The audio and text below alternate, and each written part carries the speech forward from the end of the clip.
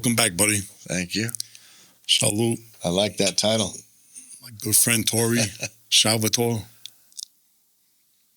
It's not a funny story, but how it happened, how your father got arrested in Mexico. Explain, your father was on the lam at one time in Mexico, right? Yeah. And how did he get pinched? Need some more coffee? Yeah. Now I'm kind of regretting I ever told you guys the story, but it's out there so I can repeat it. So my dad, he was on the lam. That's that great picture of the day he was arrested. That's my shirt he's wearing, by the way. I was going to school at San Diego State University, and it was Thanksgiving. That's a good school.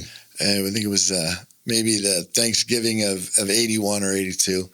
And my mom had rented a car in San Jose. We lived in San Jose, was our home, and I was going to school in San Diego. It's, like an 8-hour drive. So she rented a car and packed all her things that she needed to cook Thanksgiving dinner. And the plan was I was going to meet her at the San Diego airport, pick her up, return the rent-a-car, and then we were going to drive down to Mexico. And my dad was in Rosarito Beach, which was just a little south of Tijuana, which is about a half an hour from San Diego. I was 18 years old, never rented a car before. And the only thing I knew about rent-a-cars was the rent-a-car counter in the terminal. Oh, now, not to stop you, was it Hertz, Avis? It was Hertz. Hertz? Actually, yeah. And, because they had the OJ commercials back then. I'm just busting your balls. Anyway, remember you used to be able to OJ through an airport? Yeah. It has a different meaning now. But we had a set up time, whatever it was, 4 o'clock, I was supposed to be there. So I was at the Hertz rent-a-car counter in the terminal, and Mom wasn't there. Half an hour goes by. Then I start hearing my name. Back then, they had the white courtesy telephone, paging Salvatore Bonanno on the white bird. So I went to the phone. Hey, Mom's told me, I'm at the rent-a-car return. It's not in the, it's not in the airport. It's, it's across the parking lot. But in the meantime, so good. I tell you, this place. So good. Anyway, the peanut gallery, right? Professionals. That's good though. Yeah. So anyway, there's an FBI agent happens to be in the San Diego airport. So a guy, just an agent, just happened to be there, and he hears the name Salvatore Bonanno over the white courtesy telephone, and he decides, we'll check it out. So he follows me, and to pick up my mom. And you don't have a clue what's going on. I haven't a clue, right? Follows me. I pick up my mom. We make we load up my car, and we drive directly to the border down to Rosarito Beach. And they followed me, and that's, they let us have Thanksgiving, and they arrested him the next Monday morning. So at the house, wherever he was at? Yeah, it was a little house on the beach in Rosarito, yeah. So what happens when your father learned that it was you that led the... He never really, he never, came down on me. I mean, no, he was disappointed, after we found out, he's like, you idiot, but he would tease me about it once in a while, but, it didn't seem to be, he's like, With the Hertz commercials? Yeah. But what... He would make, these little, references. And when did it come out in court? And then it came out in the trial, when they had the transcripts of the trial. And that's when I found out. That's when I read it. I was reading the transcripts, and oh man, I blew it. That's when I realized it. That's so an innocent not mistake. a proud moment, but it did happen. So I mean, he probably knew at some point he was going to, get arrested. Right. He had been a couple of years down there, and I think he was kind of ready.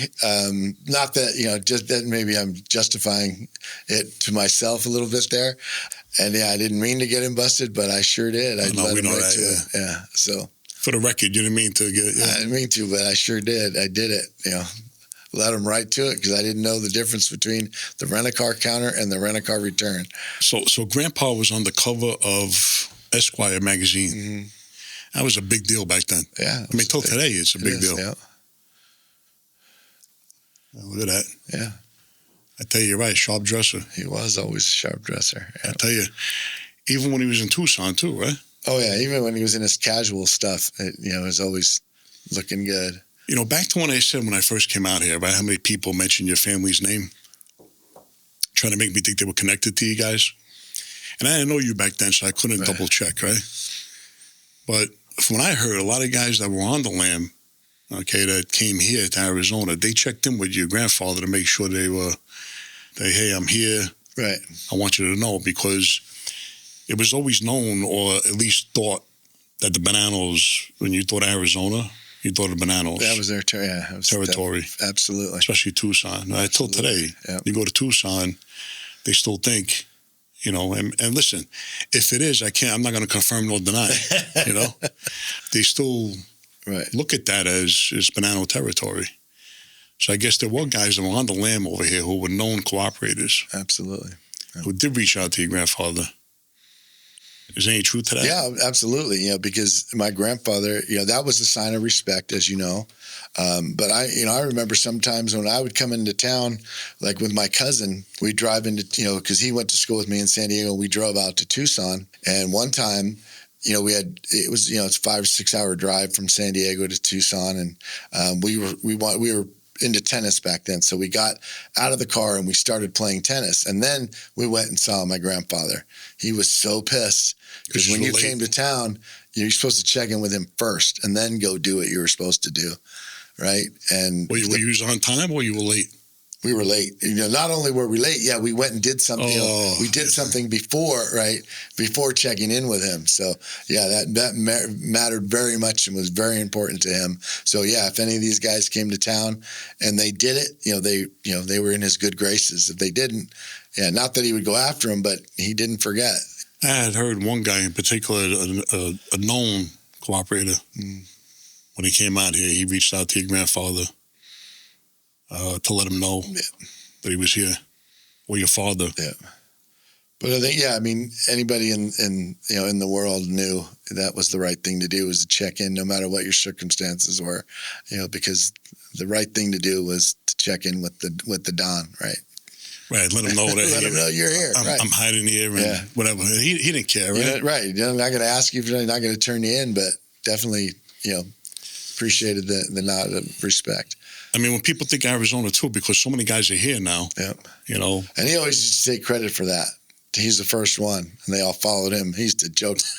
He didn't joke a lot, my grandfather, but when he did, that was one of his, they all followed him out here. He claimed that, that he had the spot. He set the tone. Well, it's here in Florida. Yeah. Right? It's like there's a bunch of guys in Florida, there's a bunch of guys here. Yeah, but I think Arizona has the reputation. Yeah, definitely Florida too, but Arizona is, well, I think one guy in particular made it famous too, and then it took off from there. I mean, I love it here, I don't see me leaving here, I mean, you can't beat it. It's hard to beat. Arizona's a great place. Yeah, ask me in July. I might not have the same answer. Yeah, I mean, that's what air conditioning's for, but I'd rather be hot than cold. Yeah, absolutely, right? Yeah. I mean, I think about it. Like, I traveled to a lot of states. I've been all across the country, almost every state, traveling around with the Toby Keats and everything. Every time I see a state where I go, I think it'd be nice to live here, it's always something, it's either the weather or the traffic or the tornadoes or this or that. And then I always wind up back in Arizona, and I'm like, you know what? Can't beat it. Yeah. It's hard to beat, unless you got family or something, Well, I came here in 91 and it was going to be here for 5 years. And that was, 30-something years ago. I'm still here. So. Yeah, now you think about it, right? If I would have told you back then you'd be here for 30 years. Yeah. You said, Frank, you're fucking crazy. No way. Yeah, no Same way. with me. When I got here in 2000, if you would have told me, hey, you're going to be here for 25 years. No way. I go, Salvador, you're crazy. It's right? not happening, right? Tori, it ain't happening. And here I am. But now, if I told you to sign up for another 30 years. Yeah, it's like, okay. I mean, roots grow. That's, and you got roots there. And now I got kids that are born here, and life's here now. So. No, we got a lot of roots here now. And I laugh when you get these comments, right? I get these internet trolls, tough guys, keyboard gangsters, right? Yeah. I'm going to come out there. Come. Oh, I've had more than my fair share of those nuts. They're going to come and settle a score, and it's like, all right, come on down. It's like, come on what's down. Stopping you? Come here, Phoenix, Tucson, whatever it is. Come in our backyard. So I got a rude awakening. I do miss the food, some of the food, but we got a lot of great restaurants here now. Yeah. A lot of places from the East Coast came here and stuff. So, first thing that comes to mind when you mention Bonanno is right away, unfortunately, they get organized crime, they think mafia and stuff like that, right? Nobody really knows that we're normal people inside the home. Like, in other words, I talk about this with Carl when he was here. We talk about the anti-hero and the hero. Right. Remember that? Did you see that episode? Yeah. And I was fascinated by it. Right. And the thing is that I told him too. I mean, you had people even in my family, right, or people that I knew, they will go on the street and take care of business, as you would say, right, and then come home and they're kissing a baby and they're going to church and they're a great dad and a great grandpa, great, uncle, stuff like that. So I think right away people get the wrong impression. They hear, oh, he's a Bonanno. Right. They start thinking all the bad, Absolutely. But there's a lot of good that came with that. Right. And the good is inside the house, when you're at the table, you're sitting in the living room, you're with your family, and you're, like you said, the learning you got from your grandfather and stuff like that. So give me let's say a day in the life. I'm in your house. Your grandfather's Joe Bonanno, he is who he is. Your father's Bill Bonanno, you're a Bonanno, and you're growing up with all this, history and background. But give me the side where the hero and the anti-hero. Right. Make sense? Mm-hmm. Well, as far as the hero and anti-hero goes, that was a struggle for my grandfather and my father, to me to some extent. But people think of the mafia as an outlaw, an organized crime, outlaws. But there was the laws of the land, right? The Constitution, the legal part. And then there was the code, the omerta, the code of conduct for the men of honor, right? And then there was religion, and then there was the code. The tie-up code to them was their code among each other. The omerta religion was code. First. Religion was second to their religion. I mean, to their code, right? Their mafia code, right? How they dealt with each other. Then religion. But God was God. God was God. Oh yeah, above all, absolutely. Yeah. But as far as they were concerned, living up to their code was more important to them than living up whatever the Catholic, right, comes before your wife, comes before your children, comes before everything. It is your number one family, right? And then everything is below that. And then down third is the legal system, right? Because they had to answer to a higher authority. So they were the heroes in their world because they lived to that code, right? And my grandfather used to say, and my dad used to say, nobody in the mafia who ever got hit didn't know it was coming. They knew they had a violation, and then they knew they were going to get hit if they made that decision. They didn't just come out of left field, right? They didn't go murdering kids or wives or anybody, right? If somebody had a beef and they did something wrong, they paid the price, and they felt that was higher than even religion or even the legal system, right? So they were heroes. Right? The sociopath society. Right. Yeah, exactly right. From that other episode, exactly right. So they didn't feel like they were sociopaths. They felt like they were living normally. Clean. That's how they could go to church and they can go to confession and they can get communion, and they felt fine with it because they were answering to an even higher authority. Their brothers. And that was what was most important. And that's much of my dad. The way he lived his life was in dedication to his father and the family, with the capital F, right? The Bonanno family. They used to differentiate between, the capital F was like, the Bonanno family, that name that, carries on. It's like a marketing term where, the family with the lowercase f was, my dad and my brothers and my uncles and my cousins, the nuclear, not the nuclear family, the extended family.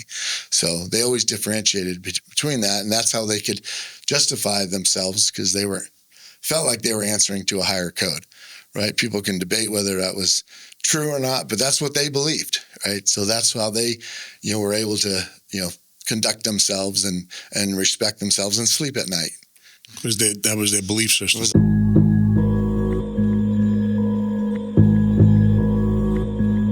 You fuck around and playing with the wrong pistol. My shit got a broken safety. Flow sumo, this ain't a game, Uno. Shout out to my Usos, killing bills like Uma. Balls travel from Pluto, big truck soprano, gabagool and prosciutto, kicking ill like judo, judge and jury like Judy. Hoes think they knew me, flows flow through me. Nike gray hoodie, contemplating money. Bees swarming like honey, watch your little homie filter through the phone.